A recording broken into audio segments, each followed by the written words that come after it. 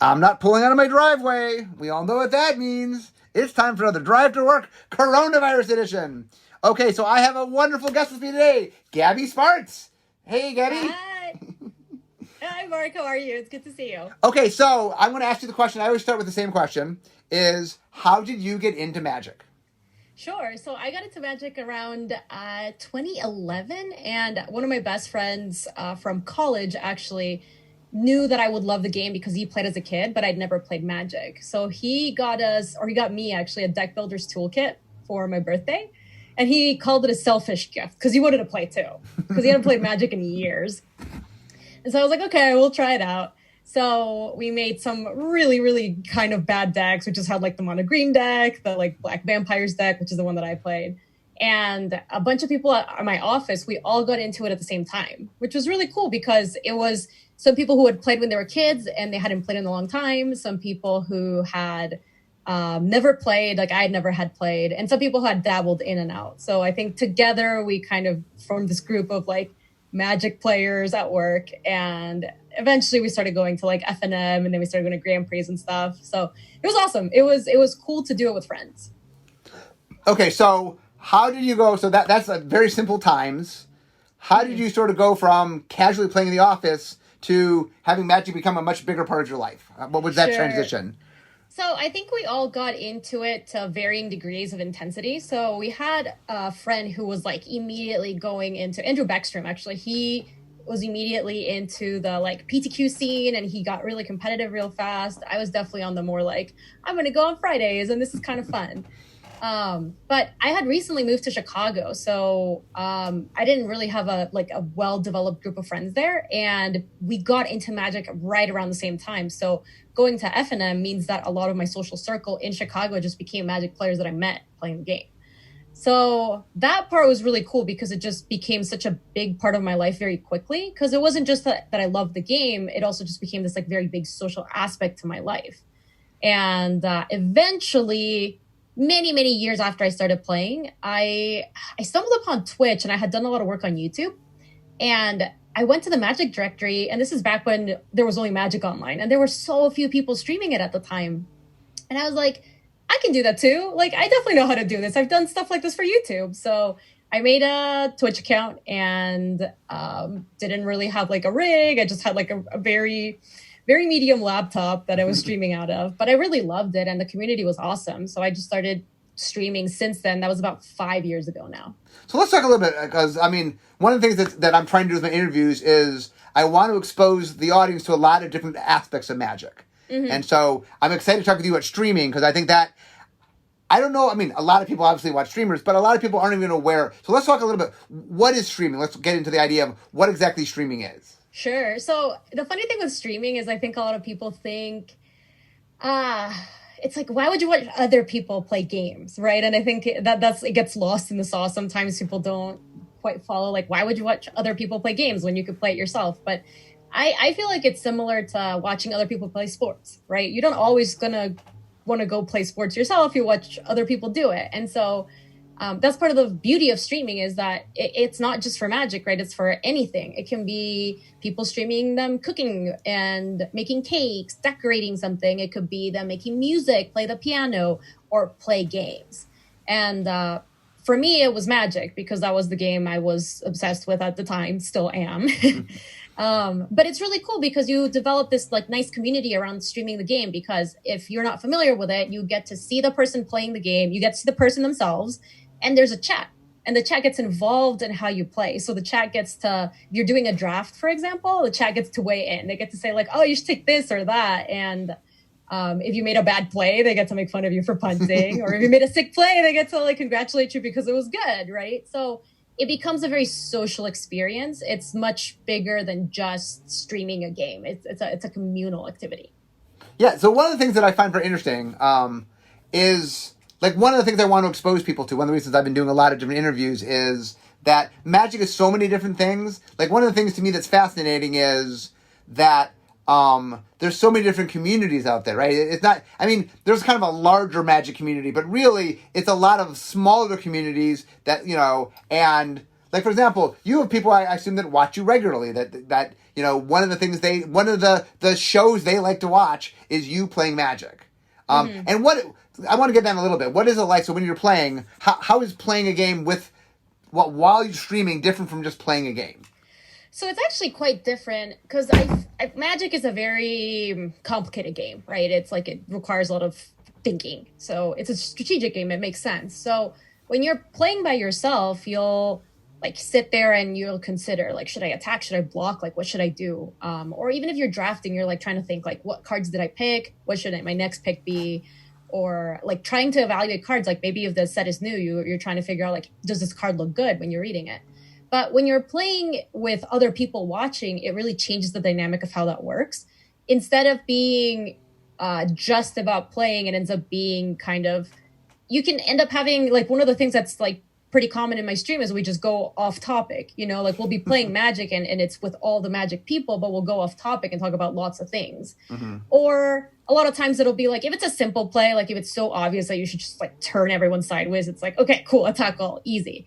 But if it's a really complicated play, maybe you can be like, so we have two options. We can do this or we could do that. And this would be good if it's this case, or this would be bad if they have this card. And then kind of collectively you can be like, let's just take the risk. Let's go for it. And then you can either, it goes great or you get punished. So it does mean you play a little slower. Like for me, that definitely means that. But it also feels like it's cool to have people be able to take a look at what you're doing because you also get to learn from that. Like a lot of times you get to stop and be like, wow, that really didn't go well. Let's think about it. What could we have done differently? Not just this turn, but like even earlier. What could we have done to win that game? And it feels really good to have other people to kind of bounce those ideas off of, because other people are for alternative lines of play, or maybe they're like, oh, what if we had taken this card on turn 2 with Thoughtseize? Like it changes a lot of that. So how much of streaming do you think is entertainment versus sort of playing the game? It's like half and half. I think it's more towards entertainment, to be honest, because at least in the way I experience streams is I will treat them like I'm watching a show, but one that I'm not really paying that much attention to because I'll be doing something else. So like one of the ways I watch Twitch is I'll be working on one monitor and I'll have somebody else's stream up on the other.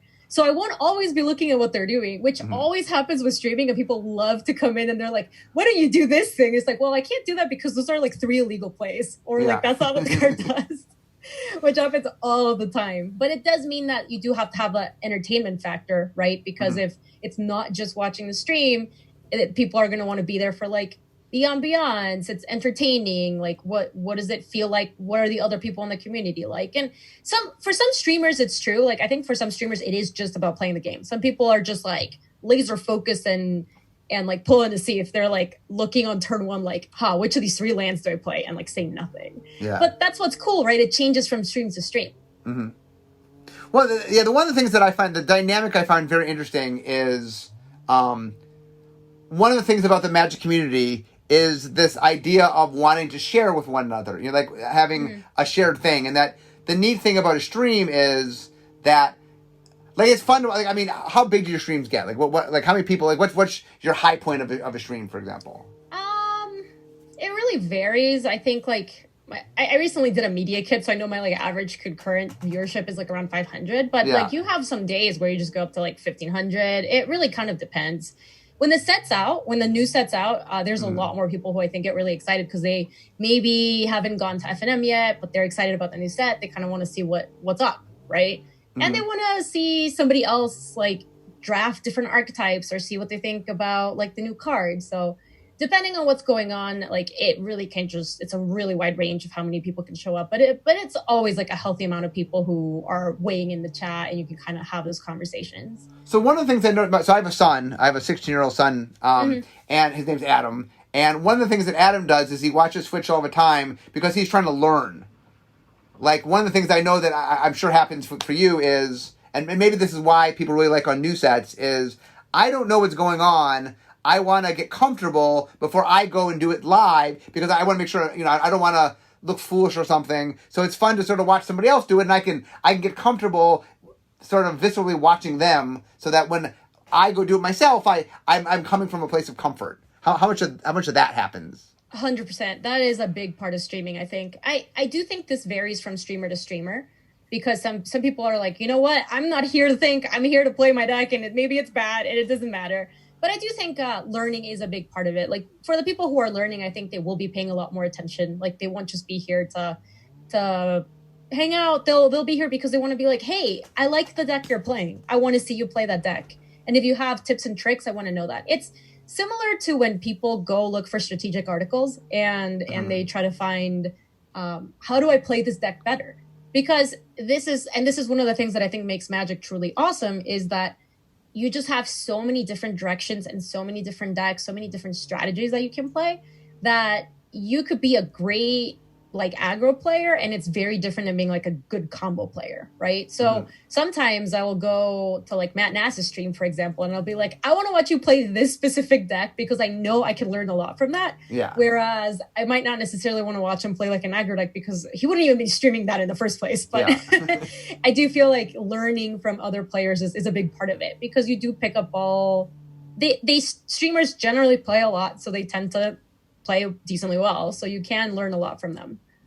Okay, so I want to dig a little more into, I mean, you do a lot of streaming, but I'll also talk, so let's talk about some of the other things you do with Magic. Sure. I used to, not as much anymore, but I used to be a play-by-play commentator for Wizards, so I was living the traveling life every weekend. That was really fun. I got kind of burnt out on it. The travel was a little much for me, but I love doing it. Well, let's talk about that. What's it like? So for the person, like, what is that life like? It was really cool. For, like I said, I got burnt out of the travel mostly because I'm such a homebody. Like that's the biggest thing for me.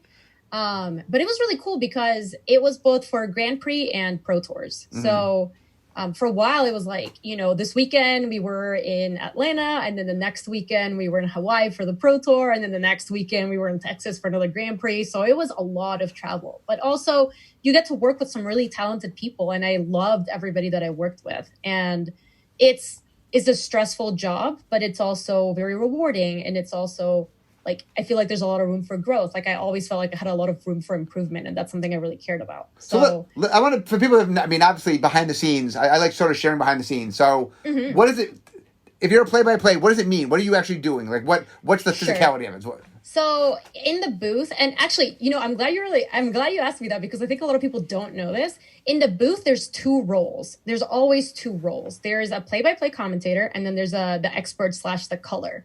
It's the analyst. So the play-by-play is the host. So the host welcomes people when they come back to the broadcast. So, you know, they get a countdown from the producer, and you'll be like, hello, everybody, welcome back to Pro Tour Hawaii, blah, blah, blah, blah, blah. And then you just do like an intro.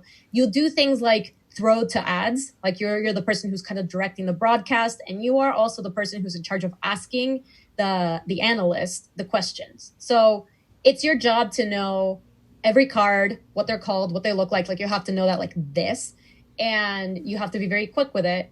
And you actually set up questions that sounds sometimes dumb, like they make you look kind of like you don't know what you're talking about, but it's because you're asking so that the color can say, oh yeah, this was a great play for this reason. Or so like you'll ask things like, what is the bad matchup for this deck? You might know, but you're setting up the analyst. Yeah. And then the analyst on the other side of the booth is the person who's very knowledgeable. They could be a Hall of Famer, they could be a pro player, and their job is to kind of walk the audience through what's happening in the game and tell you what things were good or what things were bad, and maybe like what a player needs to do to get out of a situation, or like how they can come back in a game if they're really far behind.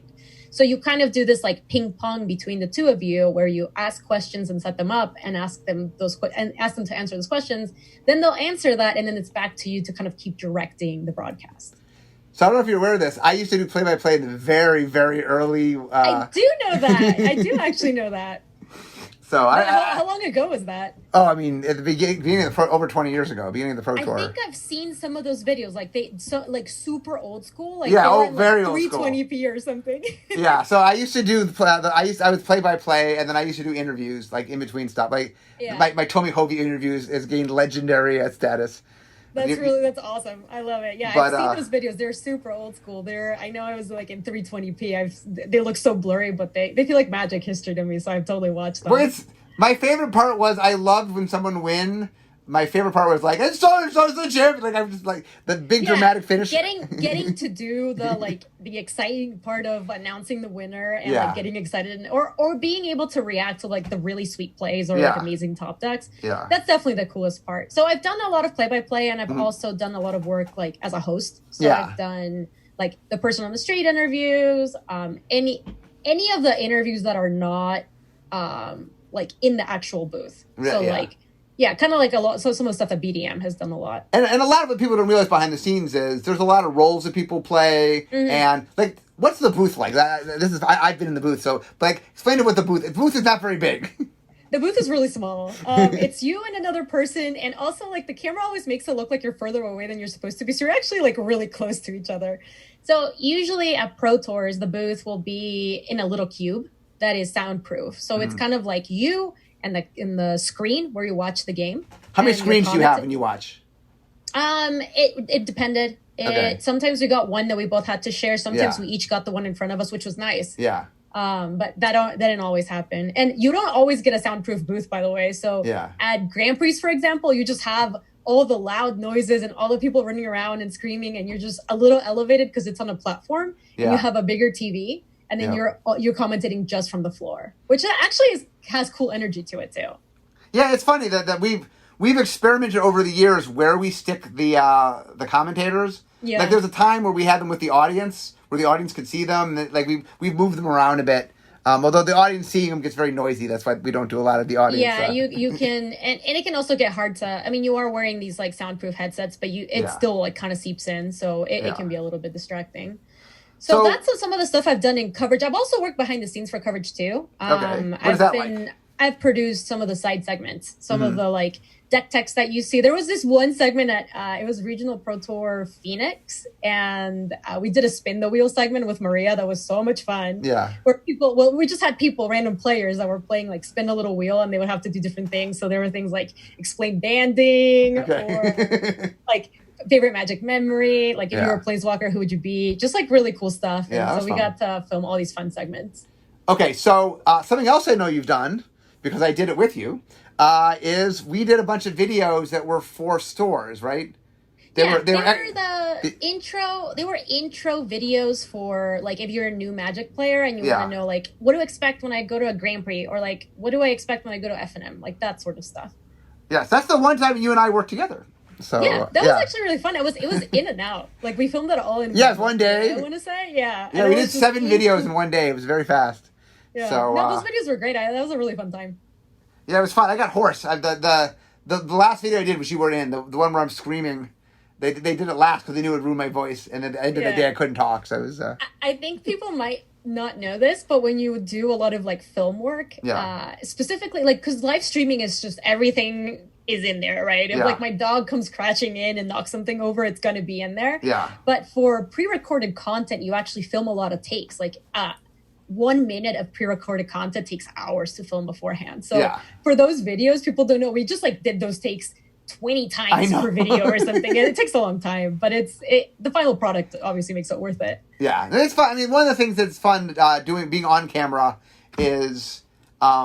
Like, so one of the things that'll happen is you get a script ahead of time, and then there's cameramen and there's a stage manager and like all these people. Like that little video where you see 2 people on video behind the scenes, there's 30 people trying to make the video. One of the coolest experiences I had when I was before I worked in coverage, but I was just like traveling to Grand Prix just to play for fun. I think it was Marshall actually. He's like, hey, do you want to come take a look behind the scenes? Like, do you want to see what it's like? And I was like, yes, of course. That sounds amazing. And you just have no idea, because if you've ever been to a pro tour, or like the old school pro tours, there's big screens that hide everything that happens behind the scenes, right? So you don't see anything that's back there. But if you actually go behind, there's like so many people that are working, so many people with different jobs, a million cameras, so many wires. Like, it's actually awesome. So I remember the first time I got to go back and take a look behind the scenes, it was like, whoa, this is super cool. Yeah, I mean, my former life was in TV production, doing TV. And one of the things that's very fun is when you sort of go to school and learn it, they make you do all the jobs just so you understand them. And, like, for example, whenever there's one person whose sole job is to put the graphics and the chyron, the text on the screen, and like one person, that's what they do. You know, if someone shows up, they're gonna put their name up. Some, you know, they mentioned a card. Okay, they know ahead of time it's going to be mentioned, so they put the card up. And that's the idea. Like one person, that's all they do. All they're caring about is just that text. Just you that know, one thing. and then somebody else is worrying about this completely different thing. And it's neat watching all the different people do their jobs. Yeah, it's one of the cool things too is for coverage, they have us switch around so that we all know how to do the things, but we'll just be focused on that thing. So at many points, like some of us have been spotters, like the person who's writing the cards that the players are drawing so you can see it on the broadcast. Or Right. we have been like in the booth, right? So we actually get to commentate and do that stuff. Or we've been the person in charge of like making the graphics come in. So you know how sometimes you see like a card goes in and then the card goes out. And so you got to see what the card the player played. Like there's one person who's in charge of making that happen. Right. So And you you have a kind of get database. to learn all the roles. So for people that aren't aware, what will happen is you have a database, and you have to recognize what the card is. You have to know where the card is, get the card out, and put the card up fast enough that the person doesn't talk about another card. Yeah, it's a real fast process. You have to be like this card, or sometimes the commentators will be saying, what card could the player get here to maybe turn this around? Yeah. And so maybe one of them will say, they need Bonfire of the Dam. So you're like, so you boom, Right. pull up Bonfire, show it, and then the people at home can see, that's the card they need to get out of the situation. Yeah. What's your favorite? If you could pick of all the things you've done, what is your favorite of those when you're at a Pro Tour? Oh man, I actually really liked being behind the scenes. Even though I've done a lot of like front camera facing work, I loved producing the side segments that we did for some of those Pro Tours. Yeah. Those were really fun. But the second to that, it was definitely being a play-by-play. Like that part was just awesome. So producer, real quick, just because we sometimes say terms, and I realize that people don't know quite what that means. Yeah, so, when you're like in the weeds, you kind of forget. Right. So what a producer is somebody has to figure out, okay, we're going to do something. Well, what people do we need? Where are we going to shoot it? Like you need to figure out all the pieces of it so that it can be put together so that it happens. Right. So it's basically putting all those things together, and it also includes sometimes you'll also be the person who shoots them and edits them. Mm-hmm. So that's what I've done for some of these in the past, where you have to figure out like, hey, let's reach out to all the people we want to interview. Maybe you want to find out, like you maybe want to get a 2-second snippet of somebody saying, this is the deck I brought today and why I'm happy with it. Or maybe it's questions like, what is the matchup you don't want to face? Or what would it mean for you to win this tournament? Like it could be a variety of things, right? So you need to find those people, get them to come in. You'll like set up the shot so that they can, like you can interview them. Mm-hmm. You'll set up the cameras and the microphones and all that stuff. And you might have other people helping you do this too, obviously. And then once you have that raw footage, you get to take that footage, edit it, and then that is what shows up in between the rounds of coverage. So when you're not watching people play the actual match or the commentators, you'll see that filler segment, and those are the filler segments with people doing interviews, and they can be silly, they can be serious, they can be top 8 deck techs, like you'll do deck techs, or it might be somebody coming to tell you like how they feel after a victory, or they can tell you like a story of how they got into Magic. It could be any sort of things. And, so I want to let people in on a little secret. We'll give a little behind the scenes. So one of the things they do at the Pro Tour is you guys arrive a day early, and then a lot of the stuff, not all of it, but a lot of the in-between stuff is shot not while the Pro Tour is going on, but before the Pro Tour is going on. Yeah. So it's a mix of the two, because if you arrive early to get those interviews that are not time sensitive, right? You can show them at any point, and people want to see about the players that are playing in the tournament. Like that's a big part of it. So you get to film that ahead of time and then edit those and get them ready to go. But then also you have to turn it around real quick, because sometimes you'll be like, okay, we got the person, they just won the round, let's do the interview. And then you have to edit that real quick and boom, send it so that the person who's producing the whole show can show that in between the rounds. So it does get pretty fast paced, but I actually like that a lot. It's like, okay, boom, go, go, go. We have to get people in and out and get all this stuff turned around. Yeah, it is. I mean, it's funny. When I left Hollywood to come to Wizards, my thought was, oh, wow, I guess all my training, all my communications, all that stuff, well, I won't do that. And I get here and then, like, I'm producing, like the very first, for like 9 years on the Pro Tour, I was the producer of Sunday. I would produce. You told me about that when we were working on those videos that we Yes, did. yes. And so, like, one of the stories, here was a quick story. You're talking about being the play-by-play. So there was a point in time where I was both the play-by-play and the producer. So I would do the play-by-play, and then when my partner was talking, I would talk to the on my headset. I would talk to the director and go, "Okay, we need to go to table 3. That's our next." So in between me doing play-by-play, I was. That's really funny. And then finally, I realized that we needed 2 people. We should have a producer and have a play-by-play. So I started producing and I stopped play-by-playing. But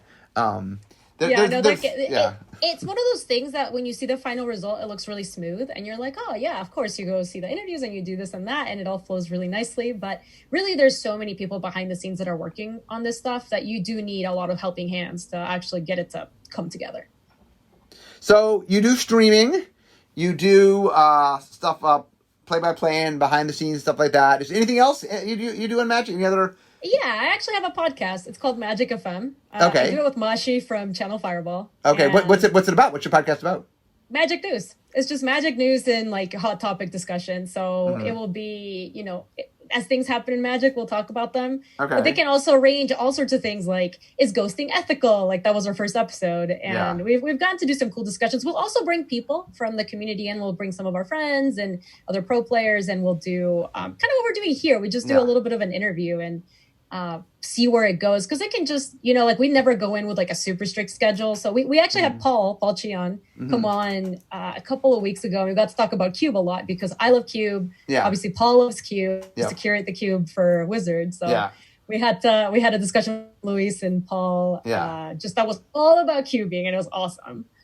It's fun. Like, one of the things that I'm hoping to do with my interviews is show the breadth of Magic. Like, one of the things that I see, just because I communicate with the public so much, of, like, even today, like, just of stuff you do, like, there's streaming of possibilities that people might be interested. There's podcasting possibilities people might be interested in. There's online, pro tours and Grand Prix. I mean, we're in COVID right now, but back when we get to the day where we're allowed to go outside our houses, there's all that stuff. So let me ask that as a fellow podcaster, what is your favorite part of podcasting? I love the medium because podcasting has something that I think not streaming or coverage have, which is you kind of get to go in depth about a lot of things and you have a lot of latitude to move into different topics. So you start out maybe with like a list of things you want to cover, but if the conversation takes you elsewhere, you can go there and there's room to explore that. So I think podcasting allows for pretty serious conversations where streaming and coverage don't. Because coverage obviously won't let you do that. You're covering the game of Magic, like that's it. And it's a lot more strict and serious than streaming is. In streaming, you can see my dog come in and I'll get up and go to the bathroom. Like it's very chill. And you can have any conversation you want. Say like, there goes my dog. You can probably hear her. But also in streaming, you are playing another game. So because I'm playing Magic, sometimes I get distracted. Like what if we're in the middle of a serious conversation and then my opponent like top decks to Wrath and I'm like, oh my God, we're going to lose this game now. What happened? So it's also hard to have like this one-to-one discussion and connection where you can really go in depth. And in podcasting, you totally can do that. I think that's my favorite thing. Yeah, it is fun. I mean, I mess in a lot of different mediums, and I find podcasting to be the one where you get to sort of ruminate the most. You do a lot of writing, too. How do you feel about writing compared to the other mediums? Well, writing to me is a little more technical. Like when I'm writing, I have complete control of the words I'm saying, so I get a very crafted message. Where when I'm doing a podcast, it's what it is. You know what I'm saying? Like as example for behind the scenes, I push start and then I push stop. Like there's no editing. Right. Like whatever we say, and so there's a very free form to podcasting that I enjoy. But it's like I sit down to interview you. I mean, I have some idea where it's going to go, but I don't know. You know, like as we talk, maybe there's a new cool thing that you come up with that I never thought about. Let's go down that avenue. And podcasting really has some of that flow. Now, the funny thing is most of my podcasting, when it's not a pandemic, is solo podcasting, which is a very different animal. It's kind of stream of thought, and that's a very different... You're just kind of going. Yeah, I'm driving to work, and I'm like, let's talk about this topic, and I'll just, brain dump everything I can think about that topic. And that's...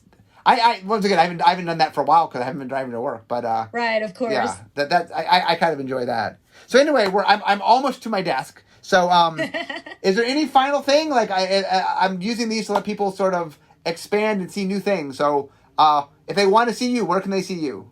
I'm everywhere online, but my Twitch stream is just twitch.tv/Gaby Spartz. If you want to see more about my stuff, I have a portfolio. It's just on GabySpartz.com. Spartz is Spartz. I know it's kind of a hard name to pronounce or say sometimes. But yeah, I think that's the coolest thing about Magic, honestly. I love how there's so many little like subgroups to things that people are passionate about. You can't see this because it's in the background on my stream, but I actually have the original art to Ambush Viper. And so for a while I dabbled into like all this community of people who love buying the art for Magic cards and collectors and stuff like that. Or you can just be like a cosplayer. I've cosplayed a little bit before. I have mad respect for the cosplayers out there. Or like the people who just go deep in the strategy and they want to play like to the best of their abilities and stuff. And that's just my favorite thing about Magic. I just love how passionate people are even about so many different things. Yes. So anyway, I want to thank you. So I'm at my desk. So we all know what that means. It means it's the end of my drive to work. So instead of talking Magic, it's time for me to be making Magic. But I want to thank Gaby. Thank you for joining us. Thank you for having me. This was fun. So anyway, guys, I want to thank Gaby, and I will see you guys next time. Bye-bye.